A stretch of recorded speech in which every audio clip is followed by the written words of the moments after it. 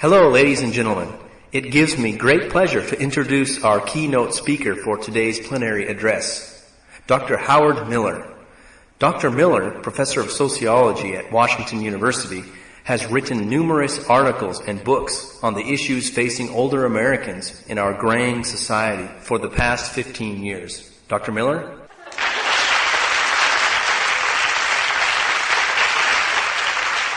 Thank you for that introduction. Today I'd like to preface my remarks from a story from my own life, which I feel highlights our common concerns that bring us here together. Several years ago, when my grandparents were well into their 80s, they were faced with the reality of no longer being able to adequately care for themselves. My grandfather spoke of his greatest fear, that of leaving the only home they had known for the past 60 years. Fighting back the tears, he spoke proudly of the fact that he had built their home from the ground up and that he had pounded every nail and laid every brick in the process. The prospect of having to sell their home and give up their independence and move into a retirement home was an extremely traumatic experience for them. It was, in my grandfather's own words, like having a limb severed off. He was quite emphatic, exclaiming that he felt he wasn't important anymore. For them and some older Americans, their so-called golden years are at times not so pleasant, for this period can mean the decline of not only one's health, but the loss of identity and self-worth.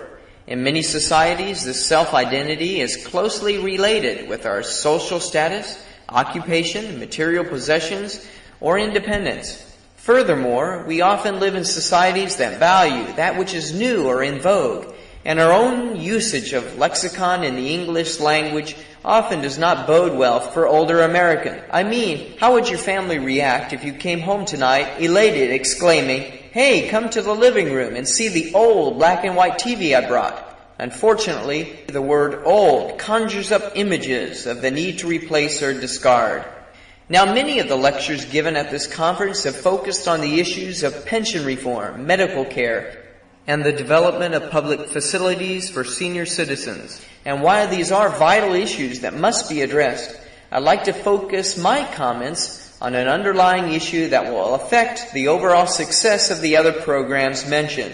This has to do with realigning our perspectives on what it means to be part of this group and finding meaningful roles the elderly can play and should play in our societies. First of all, I'd like to talk about